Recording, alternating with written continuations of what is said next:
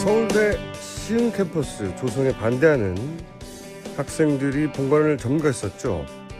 그러다가 지난 주말 강제로 퇴거당하는 사건이 있었습니다. 이에 저희가 지난 화요일 학생들 입장 전해드렸는데요.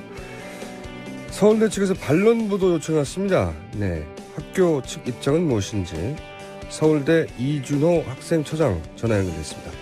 안녕하세요, 처장님. 네네, 안녕하세요. 네, 우선 학생들이 이게 폭력적으로 진압당했다.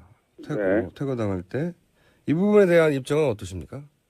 예, 우선 이렇게 서울대학교하고 학생들이 대립하는 모습을 보여드린 거에 대해서 네. 송구스럽다는 말씀부터 먼저 좀 드리고 싶습니다. 네.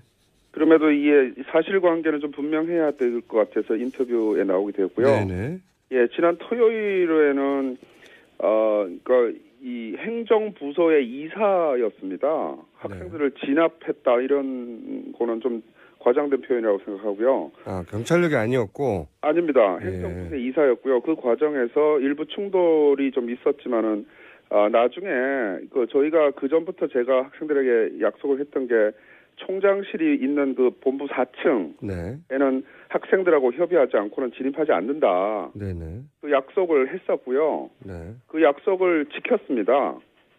그런데 맨 마지막에 이제 학생들이 의논을 하고서 철수를 결정해서 제가 사실은 계속 주장한 게 어떤 거냐면은 본부 4층은 학생들이 가지고 있고 나머지에는 행정부서들이 이사를 해야 되는 상황이기 때문에 불편한 공존을 하자.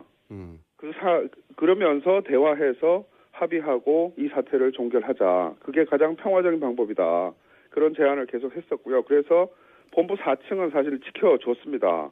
근데 안타깝게도 학생들이 이제 철수를 하는 바람에 이루어지지가 못했죠, 사실. 그런데 그 과정에서 이제 물대포를 사용한다든가 새벽에 갑자기 이사를 한다든가 이런 문제들에서 학생들 문제 제기를 하는데. 네네. 그러니까 토요일 새벽 이렇게 이야기하니까 무슨 작전한 것처럼 자꾸 표현이 되는 것 같고요. 네. 이사는 평일보다 토요일이 훨씬 좋습니다. 왜냐하면 평일날은 업무를 해야 되니까요. 그리고 그 전에도 계속 공지를 했습니다. 며칠부터 그러니까 3월 3일부터 10일 사이에 이사하겠다 그랬다가 저희가 이제 준비가 좀 늦어져서 둘째 주에 이사한다. 그걸 공문으로도 보내줬고요. 문자로도 보내고 다 했습니다. 그리고 새벽이라는 것도 사실 아침 7시니까 뉴스공장 시작하는 시간인데요. 이른 아침 정도라고 합니다. 네, 이른 아침, 새벽. 여하간 그다음에 물대포는 어떻게 된 겁니까? 물대포라는 표현이 너무 험하게 표현이 돼서 좀 겁납니다. 저도. 소방 호스이고요. 소방 호스.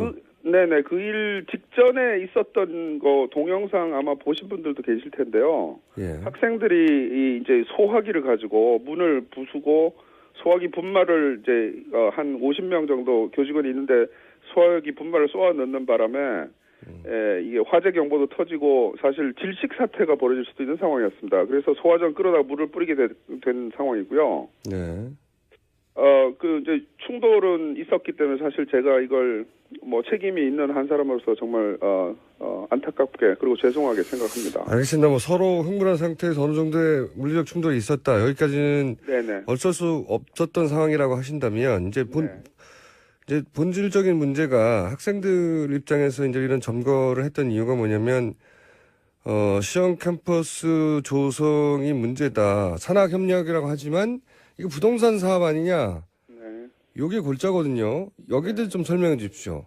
예. 원래 사실 학생들이 주장했던 거는 학생총회를 통해서 본부 점거할 때 주장했던 거는 실시협약이라고 하는 그 협약이 밀실 체결이다. 그래서 그거 철회해라. 그런 거였거든요. 근데 그 실시협약 철회하고 시흥 캠퍼스 자체를 반대하는 거하고는 좀 다른 이야기입니다. 왜냐하면 실시협약 철회하라는 거는 소통이 부족했으니까 그거 제대로 하라는 의미였고요. 시흥 캠퍼스 자체를 반대하는 거는 캠퍼스의 백지화 요구이지 않습니까? 그래서 그 두 개가 약간 다른데 점점 사실은 소통 부족에 대해서는 저도 여러 번 사과했고 총장도 직접 사과를 했습니다. 그래서 앞으로 잘 해보자 이렇게 했더니 점점 이제는 시흥 캠퍼스 자체가 안 되겠다. 이렇게 주장이 옮겨진 것이고요. 네. 예, 그럼에도 하여튼 여러 가지 문제 제기가 있으니까 저도 좀 설명을 드려야 될 것 같은데요. 네. 부동산 사업이라는 게 사실은 어떤 의미로 하는지 잘 모르겠습니다. 서울대학교는 장사하는 곳이 아닙니다. 네. 그리고 서울대학교에다가 투자를 하는 게 사실은 우리 학생들한테 투자하는 거고 우리나라 미래에 투자하는 것인데 국고 출연금 가지고 이 국립대학이 세계 경쟁하기 쉽지 않거든요. 네. 근데 지금 이런 상황에서 지자체가 사실 지원을 해주는 상황이 참으로 감사한 일이 아닌가 오히려 그런 생각을 하고요. 저는 개인적인 신념이기도 합니다만은 서울대학교는 한쪽에는 학문의 수월성을 손에 잡고 가야 되고요. 다른 한쪽에는 사회적 책무를 잡고 앞으로 나아가야 된다고 믿고 싶습니다. 산학협력에 대해서 잠깐 또 말씀을 드리면 네. 학생들 주장 중에는 무슨 하청 기업이 원하는 거 해주는 하청 연구 이런 거 통해서 종속되는 거 아니냐 네. 그런 거 같은데 서울대학교가 추구하는 산학협력은 기업에 종속되는 그런 협력이 아니고요. 서울대학교가 만들어내는 새로운 연구 정보, 새로운 지식 이런 걸 기반으로 해서 산업으로 연결하게 해주는 협력 사업입니다. 네. 그래서 기업이 못 푸는 문제를 대학이 풀어주는 것도 가능하고요. 대학이 처음으로 찾아낸, 그러니까 전 세계에서 처음으로 찾아낸 이런 특허를 갖고 있는 기술이라든지 이런 것들을 이전하는 사업, 이런 것들을 통해서 저는 사실은 이런 게 기업에 도움도 주고 우리나라 미래 먹거리 창출에 도움을 주는 거라고 생각하고요. 이게 국립대학의 공공성이기도 하다. 사실은 그렇게 저는 생각합니다. 입장은 알겠습니다. 네. 또 한 가지 여쭤보겠습니다. 네. 지난 시간 이제 학생들 입장은 제가 충분히 들었기 때문에 이번에 학교 측 입장을 충분히 들어보려고 하는 건데. 네네. 실버타운이 공부하고 상관없지 않느냐. 그리고 네네. 호텔을 왜 짓느냐 학교 내에. 네네. 이건 어떻게 설명될 수 있죠? 그 학생들이 이야기하는 그 무슨 보고서가 있습니다. 네. 저도 사실은 자세히 못 봤는데요. 지난 10년 동안에, 그러니까 10년 됐습니다. 시험 캠퍼스 준비 시작한 게요. 네. 그러니까 여러 가지 제안도 있고 정책 제안도 있고 뭐 검토도 있고 많이 있었던 걸로 알고 있습니다. 그 중에 하나의 보고서라고 저는 알고 있고요. 확실하게 말씀드릴 수 있는 거는 그 많은 보고서 중에 하나인데 이 내용이 채택된 바는 전혀 없다라는 겁니다. 그러니까 아이디어 중에 하나였지 실버타운이 꼭 들어온 건 아니다 이런 말씀이시네요?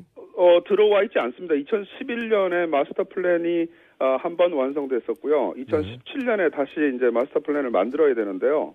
어디에도 들어간 적이 없는 것입니다. 그러니까 안을 뭐 이런 걸 하고 싶어 하는 사람들이 계속 제출을 하는 거죠. 그걸 서울대학교가 결정한 것처럼 이야기하는 것은 잘못된. 네. 뭐 그런 문서를 봤으니. 네네. 그런 문서를 기반해서 그런 의혹을 가지는 것도 당연하지 않습니까? 학생들 입장에서 실버타운 들어오는 거 아니냐고. 네. 그럴 수 있죠. 근데 네. 그런 거 없습니다. 확실한 것은 실버타운 같은 게 혹은 호텔 같은 게 들어오지는 않는다. 컨벤션 센터에 대한 고민은 있는 것 같습니다. 또 한 가지는요. 아까 이제 이건 근본적인 질문인 것 같긴 한데 기업들 그러니까 돈은 필요하고 네네. 필요하니 네. 기업들의 돈이 들어오는 것을 막을 수는 없고 그것도 산학협동이 잘 이루어지면 좋은 거죠. 그런데 네. 그런 이제 기업들 혹은 재벌들 돈이 들어오면 결국 자본이 요구하는 대로 연구 방향이 흘러갈 수밖에 없지 않느냐. 이 우려는 우려할 만한 대목인 것 같은데요. 그런 부분들은 뭐 계속 살펴보면서 진행을 해야 되겠죠. 그리고 산학 협력만으로 예를 들어서 대학이 굴러간다. 그렇게 저희는 보지 않고요. 네. 그러니까 서울대학교의 운영 경비는 국고에서 출연돼서 나오는 상황인데 연구에 관한 거는 그러니까 운영 경비하고는 전혀 별개입니다. 네. 그래서 미래부라든지 지금 이제 미래부가 어떻게 될지 모르지만 하여튼 그런 국가 연구 사업들이 굉장히 많이 진행되지 않습니까? 그래서 4차 산업혁명 시대 대비하기 위한 이 연구라든지 통일 시대 대비하는 연구라든지 이런 것들에 대한 새로운 연구들을 시작하면은 국책 사업들을 통해서 사실은 진행하는 것이 국립대학으로서는 더 적절하다. 저는 그렇게 생각하고요. 그게 한 꼭지이고 산학협력은 또 다른 꼭지라고 말씀드릴 수 있겠습니다. 말씀 듣다 보면 그 학생들과 충분히 소통하고 해법을 찾을 수도 있을 것 같은데요. 예, 사실 뭐 이 설명을 굉장히 여러 번 하고 있고요. 제가 보기에는 많은 학생들은 그렇게 제가 생각하는 거랑 비슷한 생각을 가지고 있는 학생이 굉장히 많다고 생각하고요. 그러니까 사실 이 말씀을 드리는 게 좀 죄송스럽긴 한데 그 본부를 점거하고 있던 학생들의 숫자가 네. 사실은 너무 길어져서 그런 면도 있지만 뭐 10명, 20명 정도였거든요. 그러니까 그 학생들의 주장이 전체 학생들의 의견을 대변하고 있다고 보기가 그렇게 일반화시키기 그렇게 쉽지는 않습니다. 왜냐하면 학생 대표자 회의에서도 이 점거 지속해야 된다는 안이 계속 부결이 되었었거든요. 자, 그러면 제가 마지막 질문인데요. 네, 좀 해야 됩니다. 네. 예. 전반적인 그 요지는 않았습니다. 그리고 제가 학생들 입장도 들어봤고, 그 처장님 입장 들어봤는데, 시간이 저희가 된다면 요즘 아주 대선 전국이라 쉽지는 않을 것 같긴 한데 양쪽을 같이 모시고 저희 방송에서 한번 이야기도 나눠보고 싶기도 하고요. 마지막으로 한 가지만 더 질문 드려보자면 학생들이 주장하는 것 중에 이건 납득할 만하다 우리도 하는 부분과 이거는 완전히 잘못된 주장이다. 이렇게 딱 구분해서 요약해서 말씀해 주실 수 있나요? 마지막 질문. 뭐 학생들의 주장 중에 뭐 확실하게 제가 인정하고 받아들였던 거에 대해서 말씀드리면요. 실시협약 그러니까 체결하는 과정에서 학생들의 보기에 소통을 덜 했다, 안 해줬다 대학이. 그러니까 법적인 절차는 잘 했지만 그에 학생들이 참여하는 기회가 적었다, 거의 없었다.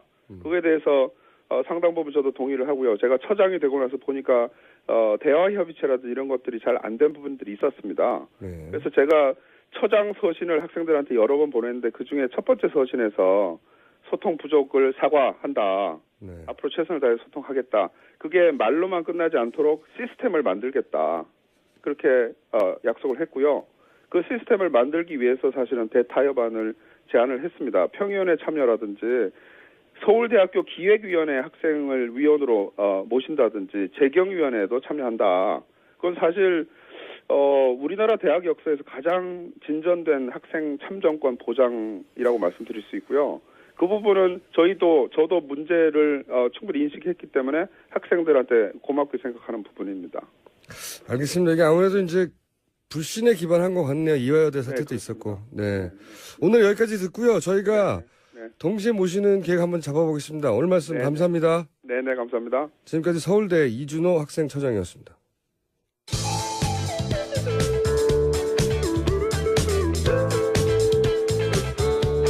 상식이 통하는 세상을 만들고 싶은 시사 요정 김어준입니다.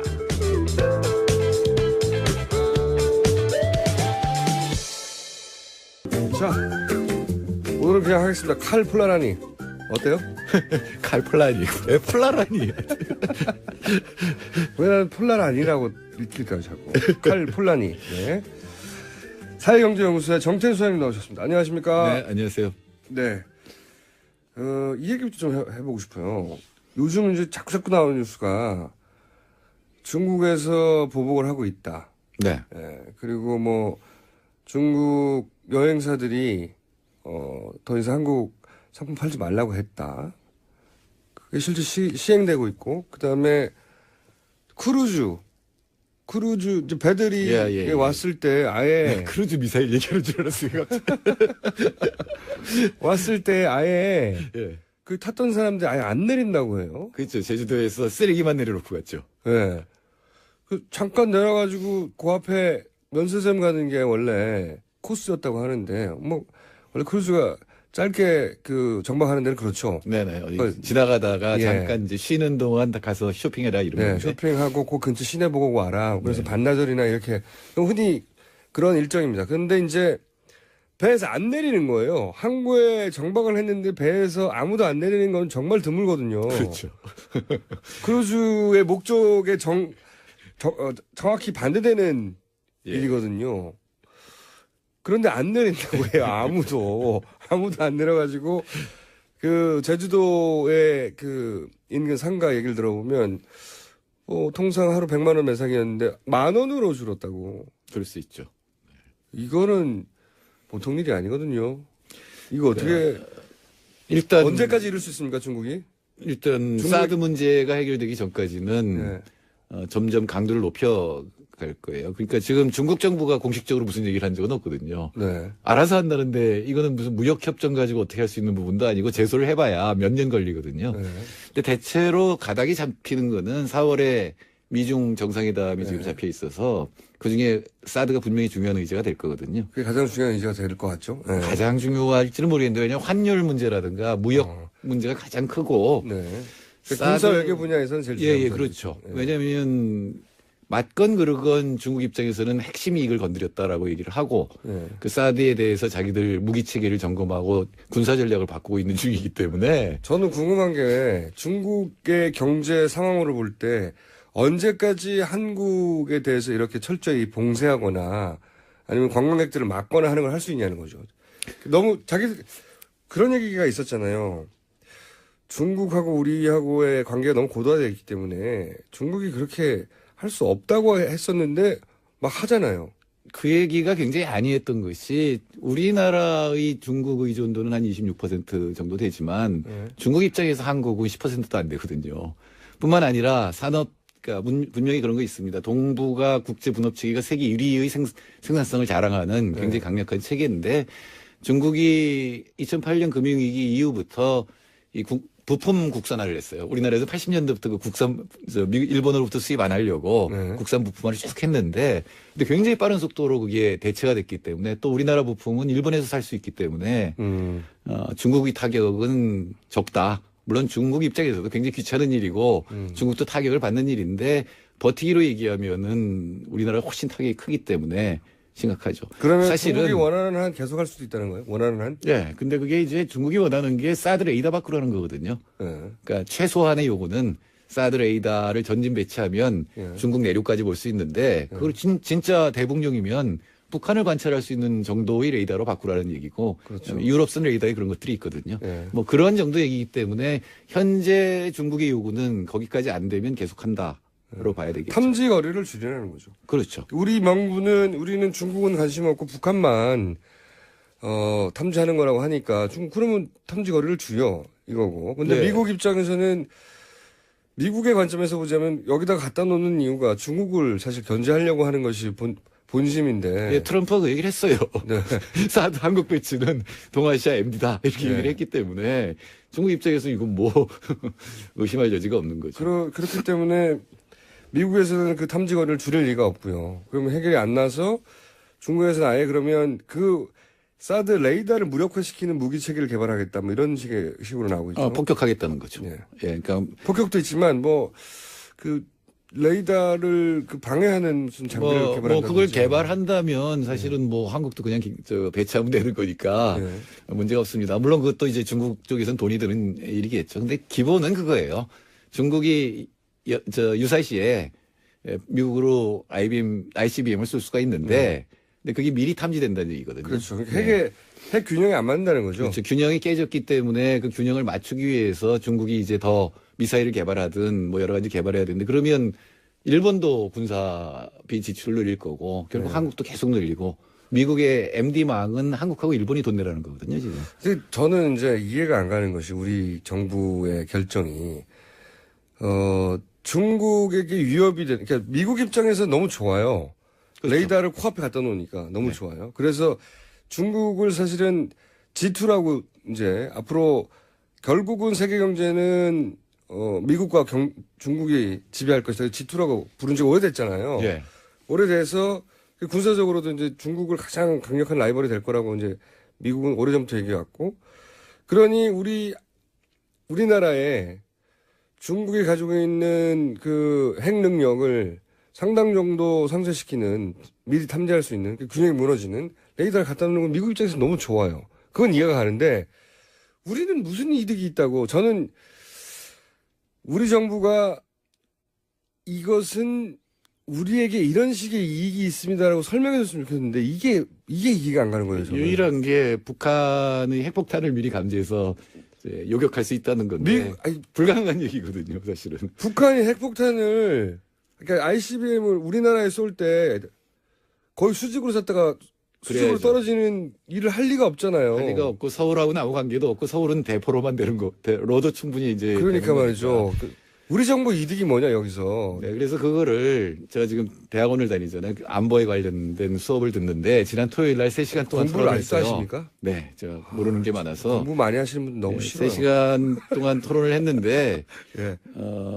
제 발언은 이거였어요. 요지는 최순실을 집어넣자면 일을 할 수가 없는 결정이다.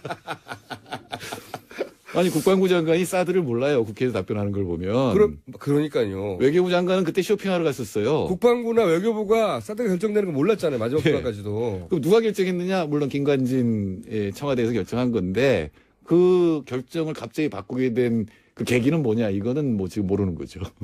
이득이 뭔지 모르겠어요. 이득이. 이득이 없습니다. 이런 이득이 있다. 그러니까 공부하실 때 그 전문가들하고 얘기할 때 전문가들은 뭐라고 안 하나요? 없죠. 아무도 그거에 대해서 합리화하지 못하고 뭐 이런 이득은 있었어요. 미국이 시키는 대로 했기 때문에 한미 동맹이 강화되고 혹시 모릅니다. 저는 안 그럴 것 같은데 트럼프는 장사꾼이기 때문에 야 사드 같이 어려운 것도 너희들이 들어줬으니까 무역 압력 좀 덜 넣을게. 뭐 이 정도. 그건 말도 안 된다고. 근데 오늘 우리 한미 FTA 얘기하기로 하고 제가 왔는데. 아니, 궁금해서 예, 갑자기. 궁금한 거 물어보시죠. 궁금한 거 물어보시죠. 그러니까요. 어제 그저께 계속 연속으로 네. 그 중국 배가 왔는데 아무도 안 내렸다 나오고 이거 중국의 경제력으로 경제 상황을 볼 때 언제까지 이럴 수 있을까? 중국은 이제 미국하고 협력하기 전, 아니 딜하기 전에 한국을 제어해 놓는 거잖아요. 말하자면. 그렇죠. 예. 예, 그러니까 한국이 이렇게 압박을 받고 있으니까 네. 이거 이제 이 사드에 대해서 한번 협상을 해보자 이렇게 되는 이제 거죠. 한국을 압박해가지고 한국도 미국한테 가가지고 어떻게 좀 해달라고 말하게 만들려고 하는 중국에 그렇죠. 그런 이제 지렛대로 쓰려고 하는 건데 중국의 전술 전략은 이해가 가고 그리고 그러면 이걸 언제까지 쓸 수 있을까 궁금했는데 중국은 계속 쓸 수 있다는 거죠. 앞으로도. 그렇죠. 예.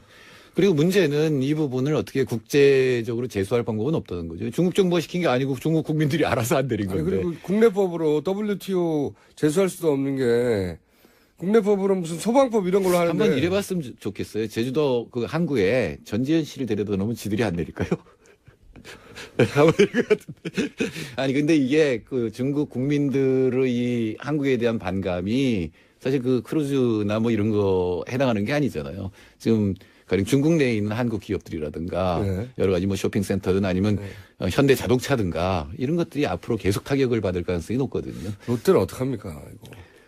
그러니까 이걸 한번 생각해보세요. 사드를 배치해서 우리한테 오는 이익을 생각하지 말고 네. 그럼 사드를 철회하거나 네. 또는 사드의 레이더를 바꿨을 때 우리가 얻을 이익을 한번 생각해보면 중국과의 관계가 갑자기 좋아지게 되거든요. 그리고 우리가 중국에 대해서 여러 가지를 요구할 수 있을 거예요. 저는 그런 생각도 해요. 중국이 지금 제일 큰 전략이 1대1로잖아요. AIB라고 하는 기금을 통해서 예. 대륙으로 쭉 인프라 깔겠다는 거잖아요. 예. 거기에 우리도 돈 냈고 일본도 돈 냈고 대만도 돈 냈어요. 예. 그 돈들의 1%만 떼어내서 가령 한국에다가 제4차 산업혁명에 대비하는 젊은 과학자들의 연구소를 만들자 합니다. 그거 중국이. 만약에 우리가 사드를 처리한다면 당연히 하겠다 이러죠. 모든 나라에게 다 도움이 되는 거니까. 우리 4차 산업혁명에 대해서는 동아시아 지금 뒤지고 있으니까 그런 식으로 우리가 얻을 걸 생각하면 미국을 설득해야죠. 우리가 그걸 바라는 거죠. 중국 입장에서는 야 미국을 설득하면 예를 들어서 레이더의 그 사정거리만 줄여도 우리가 이런 거 해줄게라고 이제 압박도 하고 미끼도 던지는 거고 충분히 받을 수 있다고 생각하는데 제 생각에는. 네. 근데 미국이 이걸 받아줄 리가 없죠. 미국이 사드를 여기서 설치한 이유 자체가 중국 견제라고 한다면 지금 공식적으로 말하는 것처럼 북한만을 견제하는 거라면 해줄 텐데 안 해준다면은 그 해명이 거짓말이었던 거죠. 그렇죠. 아까 네. 그 얘기가 있으니까 지금 이건 전적으로 방어용이다. 저 북한 미사일에 대한 방어용 거기에 맞게 무기 체계를 갖춰도 되고 특히 레이더도 미국에서 수입해 주면 되잖아요. 사실 우리나라가 미국에서 수입하는 무기가 어마어마하거든요. 지금 주영환 차관이 가서 핫했다는 얘기가 뭐냐면은 5주 전을 맞아서 미국에서 셰일가스도 더 도입할 거고 24년간 도입할 거고 네. 그다음에 무기도 더 도입할 거다 이렇게 얘기를 했거든요. 그러니까 트럼프가 우리를 때리기 전에 미리미리 알아서. 예, 이게 제일 나쁜 전략이에요. 트럼프 제 안에서. 생각에 맞습니다. 그래? 그럼 받고 나서 또 요구할 거 아니에요. 아니 사업가들이 내가 요구하기 전에도 이만큼 주네? 그럼 더 요구하죠. 그렇죠. 이런 바보들이 어딘가 모르겠어요. 그러니까 그 무기 구입하고 사드하고 미국하고는 얘기를 하면 되는 거고 그리고 그 대가는 중국이 우리나라에 뭐 영소를 세운다든가 북한의 인프라를 건설한다든가 하는 식으로 대가를 중국이 내게 할 수도 있거든요. 아, 그 중국이 계속 할 수 있다 이거죠. 중국이 네, 계속. 그리고 우리나라가 그렇게 작은 나라 아니에요. 맞습니다. 만일에 우리가 정말로 미국하고 하면 네. 중국 방어망이 뚫리잖아요. 네. MD든 뭐든 중국의 어떤 군사적 방어망이 우리는 참여하지 않겠다는 게 공식 입장이지만 여하튼 우리가 돕지 않으면 여러 가지로 트럼프도 곤란해지거든요. 네. 그러니까 여기는 중국이 패권 국가로 성장할 가능성이 있기 때문에 동아시아는 견제한다가 미국의 전략인데 돈은 일본하고 한국이 내라는 거거든요. 네. 근데 한국이 안 하겠다. 우리는 중국하고 붙겠다 이러면 완전히 그 전략이 깨지기 때문에 저는 미국을 상대로 해서 우리가 우리가 미국한테 땡깡을 부리기도 하고 뭐 말을 듣기도 하고 하면서 원래 거래라는 게 그렇지 않습니까? 주고받는 거잖아요. 네. 원래 너 필요한 거 이거야? 나 그거 안 줄 텐데 대신 우리 것도 들어줘야 돼. 이게 있어야 되는데 그게 없다는 게 불만인 거예요. 저는 항상. 한미 정상이 약속했던 것도 철회가 된 적이 있어요. 미국산 쇠고기 수입. 그때 2008년에 예. 촛불이 계속 들고 나오니까 예. 한국 시민들이 안심할 때까지는 위험 물질 같은 것들은 수출하지 않겠다라고 철회를 했잖아요. 예. 그거하고 레이더를 북한용으로 바꾸는 거하고 예. 충분히 할 수 있는 일이고 우리나라 외교 능력의 문제입니다. 처음에 결정을 잘못했다고 하더라도 수습은 외교력을 발휘를 해야죠. 그러니까요. 근데 지금 정권 바뀌기 전에 빨리빨리 해치우겠다는 거 아니에요. 그게 참 그러니까 사드 배치 자체보다 나는 훨씬 더 그 기분이 나쁘고 화가 나는 것은 그거를 배치하면 우린 이걸 얻을 수 있어 라는 데 대한 설득이 없고 그리고 중국도 원하는 게 있고 미국도 원하는 게 있으면 그 사이에서 우리 이득을 취하기 위해서는 우린 이렇게 해야지라는 전략이 없이 빨리빨리 해야 되겠다고. 정권 교체되기 전에 빨리빨리 다 해쳐버려야겠다고 말 안 나오게. 이게 사실은 말이 됩니까? 지금 대선 후보들도 그렇고 국회도 문제예요. 굉장히 이상하게 결정된 거잖아요. 그러면 그리고 김관진 안보보좌관이 중추적 역할을 했다면 불러가지고 어떻게 결정한 건지 그리고 지금 우리 총수가 의문이 그거잖아요. 무슨 이익이 있느냐? 그거 물어봐야죠. 그래서 국민들이 이런 이익이 있구나 그러면은 국민들이 그 위험 부담이 있더라도 이런 이익이 있으면 좋아. 그럼 하자. 이렇게 할 수 있잖아요. 예, 그리고 중국이 저렇게 압박을 가하면 우리도 가가지고 우리를 위해서 한 건데 우리는 이런 이익이 있는데 그거를 그만큼 내주든지 아니면 참아라 이렇게 얘기할 수 있는데 우리도 설명을 못하는 거거든요. 지금. 지금은 거짓말만 하고 있잖아요. 이게 북한용이라는. 예, 그리고 일반 국민들은 마치 사드 8발인데 미사일. 예. 그게 마치 북한에서 날라오는 대포를 다 맞출 수 있을 것처럼. 8발 가지고 무슨 대한민국을 다 보호합니까? 지금 북한이 갖고 있는 핵이 한 12개는 된다 최소 이렇게 돼 있는데. 저는 전반적으로 이해가 안 가는 거죠. 왜 이렇게까지 시급하게 당장 2달 이내에 해야 하며 그 이득은 무엇이고 왜 우리 주장은 없는가 이 안에서. 3시간 토론의 결론이 최순실이 들어가지 않으면 이해가 안 된다니까요. 키워드가 역시 최순실인가 여기도. 원래 FTA 얘기를 하기로 했는데 다음 시간에 하죠. 뭐. 궁금한 걸 묻다 보니까 시간이 다 갔습니다. 네. 왜냐하면 FTA 5주년이군요. 이 문제는 5주년 플러스 일주일 되는 다음 주에 다시 한번 다뤄보는 걸로. 자, 지금까지 칼폴라니 맞죠? 네. 사회공정연구소의 정태인 소장님이었습니다. 감사합니다. 네, 감사합니다. 동심을 파괴하는 남자. 황교익 선생님 나오십니다. 안녕하십니까? 안녕하세요. 네. 네. 오늘은 뭘 무너뜨리실 겁니까? 매화가 막 피기 시작했더라고요. 매화. 그래서 매화꽃을 이제 남쪽에 저도 가서 이렇게 봤는데, 네. 매실 이야기를 해야 될 것 같아요. 지금. 해야 될 것 같아요. 네. 뭐 보기만 하면 이렇게 다 뭉개뜨리려고. 미리 지금 또 이야기를 해놔야 이게 이제 매실 수확기에 또 이게 농민들, 소비자들이 바른 정보, 바른 정보. 똑바로 수확을 하고 좋은 걸 또 구매를 하실 수 있으니까. 매실이 나쁘다는 게 아니라 정확한 정보를 알리겠다는 거죠. 그러니까 잘. 제가 한 5, 6년째 계속 지금 매실에 대한 문제를 지적을 했었어요. 그래서 그런데 조금씩 그 변화는 있는데 좀 아예 매실을 이 문제가 있다고 자꾸 이야기를 하니까 안 먹으려고 하시는 분들도 계세요. 그러니까 그 사람의 심리라는 게 그렇거든요. 그냥 뭐 문제가 되는 것은 그냥 일단 피하고 보자 하는 것인데, 근데 매실이 가지고 있는 뭐 맛이라든지 안에 있는 뭐 구연산이라든지 뭐 이런 것들은 사실 굉장히 매력적인 거거든요. 특히 그 향이 굉장히 좋죠, 매실은. 근데 이 향을 극대화하는 방법으로 먹게 되면 굉장히 좋은 것인데 그걸 아예 안 먹겠다 이러는 것도 좀 문제가 있었어요. 그러니까 매실에 관해서 잘못된 신화를 지향하는 것이지. 그렇죠. 매실을 먹지 말라는 얘기가 절대 아니다. 그렇죠. 좋은 매실을 많이 먹어야 되는 거죠. 좋은 매실을 많이 먹어야 된다. 매실을 매실 우리는- 농사 하시는 분들한테 혼나실까 봐 미리 이제 그렇습니다. 쫙 깔아놓고. 네. 지난해 이 매실 문제를 가지고 이런 논란을 벌이다가 매실을 수확하고 있는 그 주산지 농협 조합장들과 같이 간담회를 열었어요. 어떻게 할 그런 것도 것인가. 하십니까? 지금 매실 문제가 뭐냐 그러면 청매라는 이름으로 보통 청매를 청매실. 먹어야 된다. 네. 그러니까 청매라는 게 안 익은 매실이거든요. 익지 않은 안 익은 매실. 매실을 청매실이라고 하는 거예요. 예, 그렇습니다. 매실의 종류가 아니라 예. 그냥. 매실의 종류가 청매라고 하는 게 일부 있기는 해요. 네. 그런데 그 품종은 아주 그렇게 많지는 않고요. 네. 그리고 그 동의보감에 청매라는 단어가 나오니까 그 청매를 원래부터 옛날부터 먹었다 그러는데 우리는 그냥 동의보감에 나오면 그냥 맹신하는 버릇이 있어요. 허준 선생이 동의보감을 쓴 것은 다 임상 뭐 거쳐서 다 해보고 이렇게 한 게 아니거든요. 그때 당시에 동양에, 그러니까 중국을 중심으로 하는 이 동양권에서 여러 가지 나온 의학서적들을 총정리한 책이 그 동의보감이거든요. 그래서 그 안에 나오는 내용 중에 상당량이 중국의 의학들을 가져와서 그냥 이렇게 써놓은 것들이 많아요. 예, 그 청매라는 게 중국에서는 전혀 다른 매실입니다. 거기서 착각이 나왔구나. 그렇죠. 청매를 중국의 청매와 우리가 말하는 청매가 다른 거구나. 다릅니다.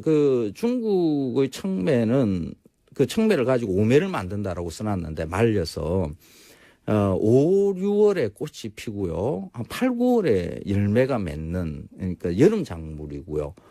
대만이나 남중국에서 자라는 매실입니다. 그러니까 매라고 붙어 있지만은 제가 보기에는 자두에 가까운 거고 그 자두 말려서 먹잖아요. 뭐 그걸 갖다가 이렇게 옮겨 놓은 거죠. 근데 그걸 가지고 이게 청매를 가지고 한다. 그러니까 문헌을 읽을 때 그 문헌이 처음 쓰여졌을 때의 상황들에 대한 이해가 먼저 필요한데 그냥 그 문자만 들여다보게 되면 이런 일이 발생을 하는 거죠. 우리는 설익은 것을 청매라고 불렀기 때문에 같은 걸 거라고 짐작하고 그 청매가 이 청매겠거니 하고 썼다는 거죠. 그렇죠. 그러니까 안 익은 매실 확인된 사실입니까? 그렇죠. 예, 이제 뭐 문헌도 뒤져보고요. 봤습니다. 근데 안 익은 매실 맞아요? 맞아요.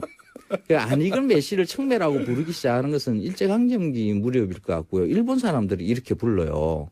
익은 매실은 황매라고 부르고요. 여기 또 일제강점기가 등장하네요. 그래서 이 청매는 안 익은 매실이고 안 익은 매실 먹으면 예전에 학교 앞에서 풋복숭아 이렇게 팔고 이랬잖아요. 떡떡한 거. 그죠? 그거 먹으면 배탈 나고 이랬지 않습니까? 배탈까지는 안 나고 또 맛이 없었습니다. 풋사과, 풋복숭아 이런 거 먹으면 그건 마찬가지입니다. 그러니까 풋매실도 청매 같은 경우에는 먹으면 배탈 날 수 있는 그런 게 있거든요. 그래서 피해야 되는 거죠. 무엇보다도 이 향이 없어요. 매실은 향의 과일이거든요. 향이 참 좋잖아요. 매화 꽃피서 지금 펴 있으니까 가서 그 향을 한번 맡아보세요. 정말 고운 향이죠. 이 매화꽃의 향을 제대로 즐기는 방법 중에 하나가 이 황매를 먹는 겁니다. 황매는 향이 참 고운 게 있어요. 이게 그러니까 지금 말씀을 여기까지만 요약하면 단어를 오해해가지고. 맞습니다. 똑같은 단어인데 다른 과실을 지칭하는 걸 모르고 아마도 일제강점기 때 일본에서는 설익은 과실을 청이라고 하니까 우리는 풋이라고 하죠. 풋사과처럼. 네. 풋매실이라고 그러죠. 네, 근데 그게 저기 뭡니까 허준 선생이 정리한 동의보감에 있다 보니 이게 풋 매실이 몸에 좋은 거구나 하는 잘못된 인식. 그것도 있고요. 또 거기서부터 시작된 또 하나가 있어요. 우리는 그 매실을 이렇게 많이 먹은 경험이 없어요. 우리 그 산야의 자연 상태에서는 그 매화나무가 그렇게 많지는 않습니다. 1970년대에 새마을 운동을 하면서 과실수 보급 운동을 하거든요. 그때 일본 매실나무들이 이렇게 많이 수입돼서 심어집니다. 지금 그 하동이나 광양 그 섬진강변에 있는 그 매실나무들은 그 일본 품종이고요. 그때 이렇게 들어와서 이렇게 심어지는 거거든요. 일본 품종이에요? 그렇습니다. 그러니까 이 매실 동의보감하고도 상관없네요. 그렇죠. 그러니까 이 매실을 어떻게 먹어야 되는지 사실 농민도 모르고 소비자도 모르고 아무도 몰랐죠. 그 경험이 없어요. 그때 동의보감을 다시 한번 그때 이런 일이 생겼어요. 그 매실주 담그는 회사들 술 별로 안 좋아하시니까 잘 모르겠다. 그 매실주 보면 안에 그 매실이 2개 이렇게 들어가 있는 게 있었어요.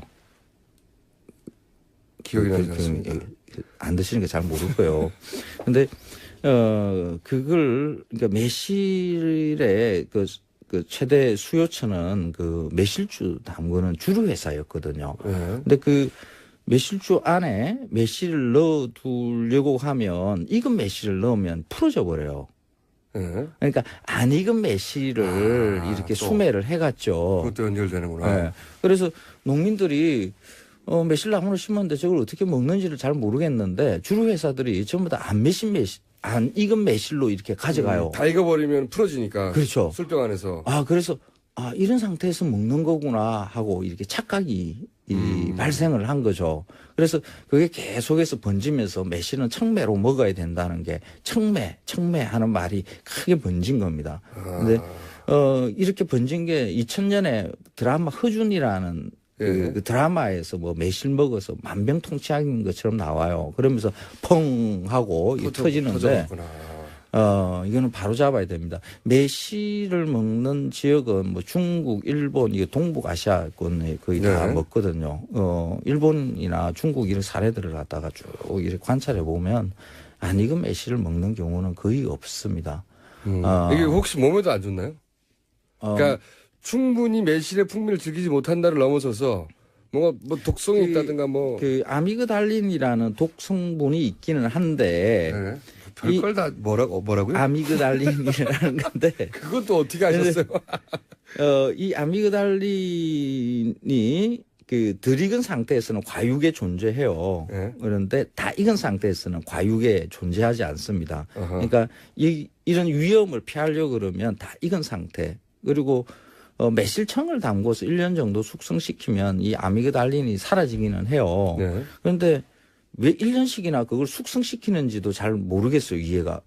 그게 이제 매실을 설탕과 1대1로 섞어서 하는 것을 매실청이라고 하죠, 매실청. 그걸 또 매실효소라고 말을 붙여서 많이들 먹고 이랬는데 그 효소가 있는 것도 아니거든요.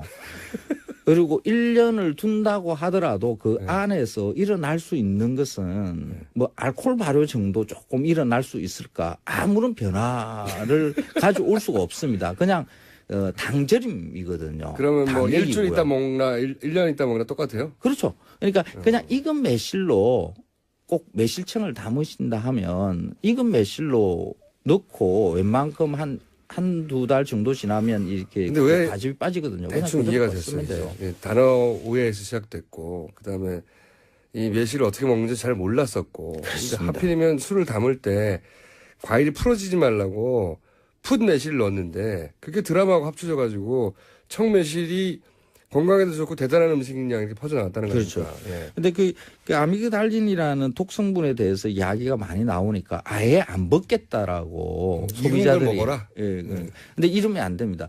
그 매실은 정말 좋은 익으면 그 구연산이 그 청매보다 한 2~3배 많아지거든요. 다 이해했어요. 건강에도 좋고요. 다 이해했어요. 향도 좋고요. 다 이해했어요.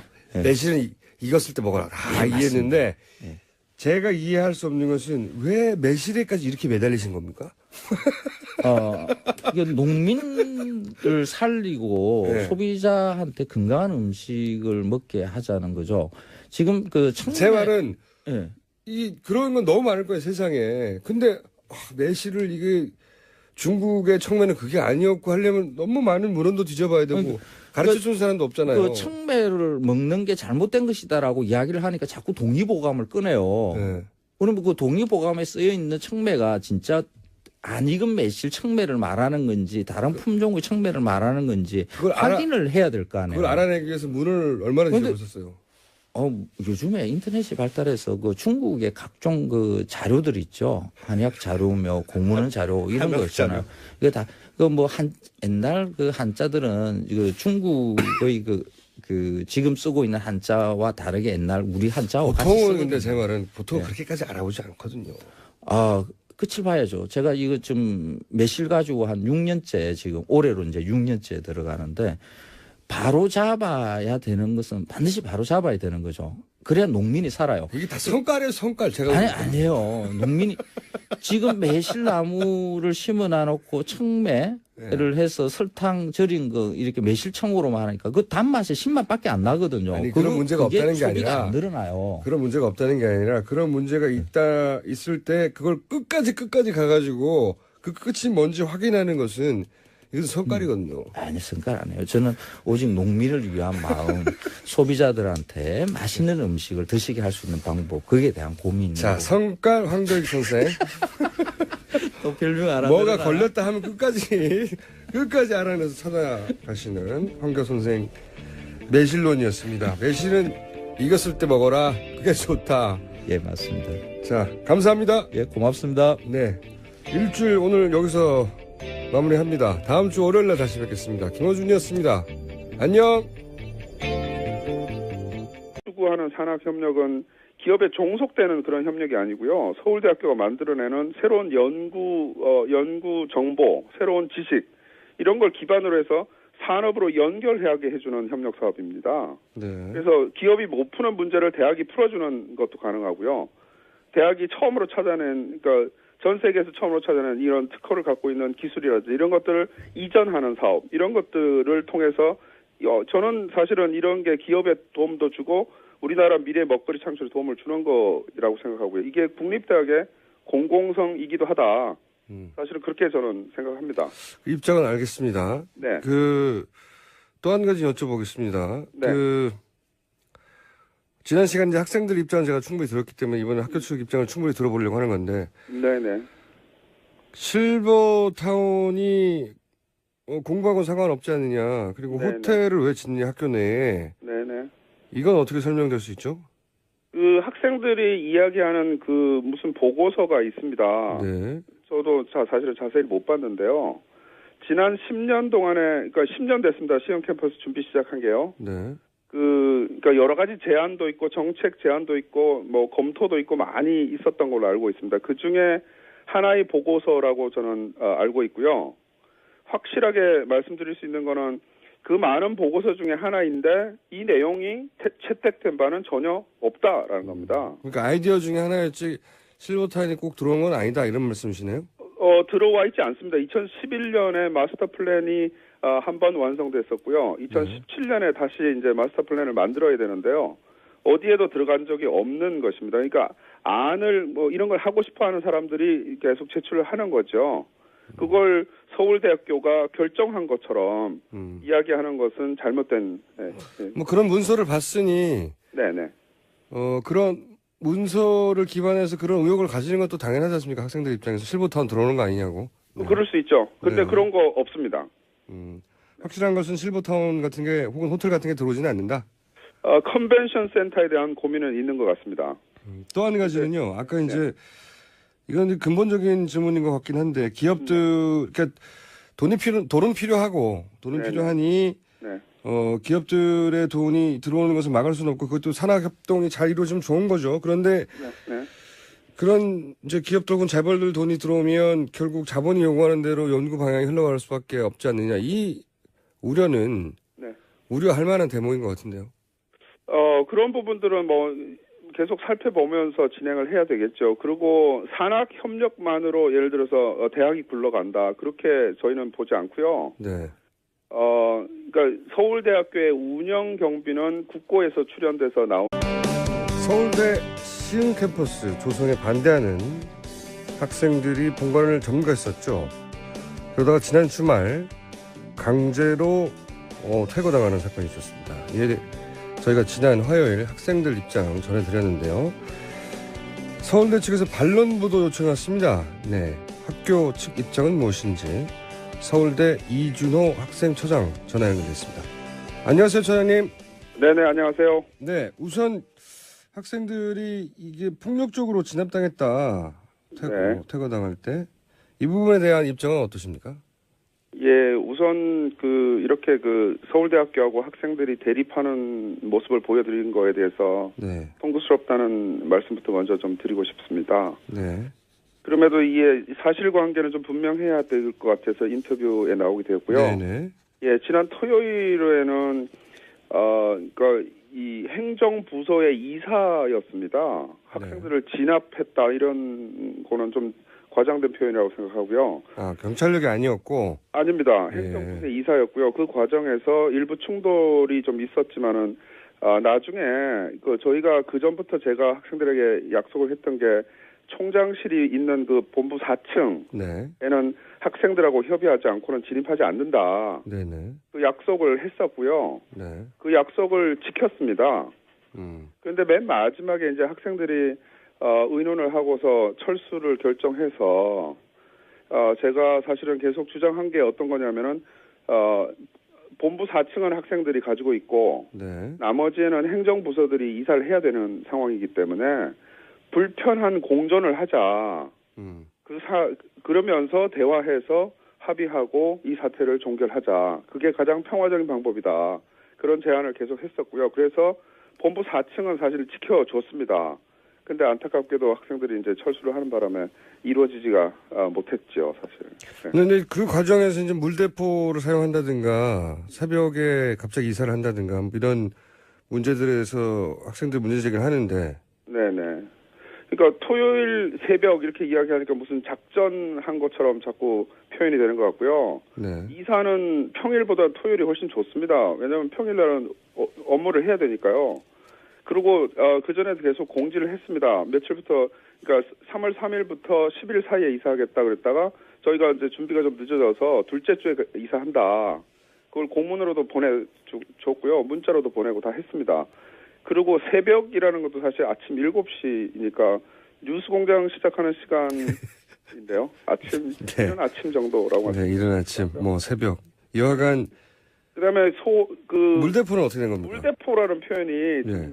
너무 그 시스템을 만들기 위해서 사실은 대타협안을 제안을 했습니다. 평의원에 참여라든지 서울대학교 기획위원회 학생을 위원으로 모신다든지 재경위원회에도 참여한다. 그건 사실 우리나라 대학 역사에서 가장 진전된 학생 참정권 보장이라고 말씀드릴 수 있고요. 그 부분은 저도 문제를 충분히 인식했기 때문에 학생들한테 고맙게 생각하는 부분입니다. 알겠습니다. 이게 아무래도 이제 불신에 기반한 것 같네요. 이화여대 사태도 있었고. 네. 오늘 여기까지 듣고요. 저희가 동시에 모시는 계획 한번 잡아보겠습니다. 오늘 말씀 감사합니다. 네네, 감사합니다. 지금까지 서울대 이준호 학생처장이었습니다.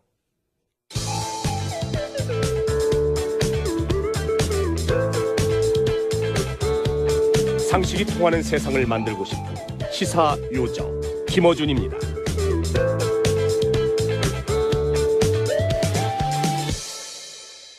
자, 오늘은 그냥 하겠습니다. 칼 플라라니 어때요?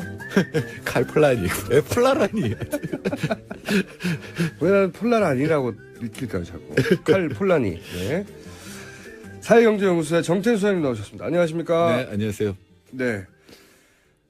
이 얘기부터 좀 해보고 싶어요. 요즘 이제 자꾸 나오는 뉴스가 중국에서 보복을 하고 있다. 네. 예, 그리고 뭐 중국 여행사들이 더 이상 한국 상품 팔지 말라고 했다. 그게 실제 시행되고 있고, 그 다음에 크루즈 크루즈 이제 배들이 예. 왔을 때 아예 크루즈 미사일 얘기하는 줄 알았어요. 왔을 때 아예 예. 그 탔던 사람들 아예 안 내린다고 해요. 그렇죠. 제주도에서 쓰레기만 내려놓고 갔죠. 예. 그 잠깐 내려가지고 그 앞에 면세점 가는 게 원래 코스였다고 하는데 뭐 원래 크루즈가 짧게 그 정박하는 데는 그렇죠. 네네. 어디 지나가다가 예. 잠깐 이제 쉬는 동안 가서 쇼핑해라 이런 네, 건데. 쇼핑하고 그 근처 시내 보고 와라. 그래서 네. 반나절이나 이렇게 흔히 그런 일정입니다. 그런데 이제 배에서 안 내리는 거예요. 항구에 정박을 했는데 배에서 아무도 안 내리는 건 정말 드물거든요. 그렇죠. 크루즈의 목적에 정확히 반대되는 예. 일이거든요. 그런데 안 내린다고 해요. 아무도 안 내려가지고 그 제주도의 그 인근 상가 얘기를 들어보면 통상 하루 100만 원 매상이었는데 10,000원으로 줄었다고. 그럴 수 있죠. 이거는 보통 일이 아니거든요. 이거 어떻게 일단 언제까지 이럴 수 있습니까, 중국이? 일단 사드 문제가 해결되기 전까지는 점점 강도를 높여갈 거예요. 그러니까 지금 중국 정부가 공식적으로 무슨 얘기를 한 적은 없거든요. 네. 알아서 한다는데 이거 뭐 험하게 표현이 돼서 좀 겁납니다. 저도 네. 이게 소방 호스이고요. 소방호수. 네네 그 일 직전에 있었던 거 동영상 아마 보신 분들도 계실 텐데요. 예. 학생들이 이제 소화기를 가지고 문을 부수고 소화기 분말을 이제 한 50명 정도 교직원이 있는데 소화기 분말을 쏘아 넣는 바람에 이게 화재 경보도 터지고 사실 질식 사태가 벌어질 수도 있는 상황이었습니다. 그래서 소화전 끌어다 물을 뿌리게 된 상황이고요. 네. 그 이제 충돌은 있었기 때문에 사실 제가 이걸 뭐 책임이 있는 한 사람으로서 정말 안타깝게 그리고 죄송하게 생각합니다. 알겠습니다. 뭐 서로 흥분한 상태에서 어느 정도의 물리적 충돌이 있었다. 여기까지는 네네. 어쩔 수 없었던 상황이라고 하신다면 이제 이제 본질적인 문제가 학생들 입장에서 이제 이런 점거를 했던 이유가 뭐냐면 시험 캠퍼스 조성이 문제다. 산학협력이라고 하지만 이거 부동산 사업 아니냐? 네. 요게 골자거든요. 여기에 대해서 좀 설명해 주십시오. 예. 원래 사실 학생들이 주장했던 거는 학생총회를 통해서 본부 점거할 때 주장했던 거는 실시협약이라고 하는 그 협약이 밀실 체결이다. 네. 그래서 그거 철회해라. 이런 거였거든요. 근데 그 실시협약 철회하고 시험 캠퍼스 자체를 반대하는 거하고는 좀 다른 이야기입니다. 왜냐하면 어떻게 다르죠? 예. 실시협약 철회하라는 거는 소통이 부족했으니까 그거 제대로 해야 하라는 의미였고요. 네. 시험 캠퍼스 자체를 반대하는 거는 캠퍼스의 백지화 요구이지 않습니까? 네네. 그래서 그 두 개가 약간 다른데 점점 사실은 소통 부족에 대해서는 저도 여러 번 사과했고 총장도 직접 사과를 했습니다. 네. 그래서 앞으로 잘 해보자 이렇게 했더니 점점 이제는 시험 캠퍼스 자체가 안 되겠다. 그래서 주장이 옮겨진 것이고요.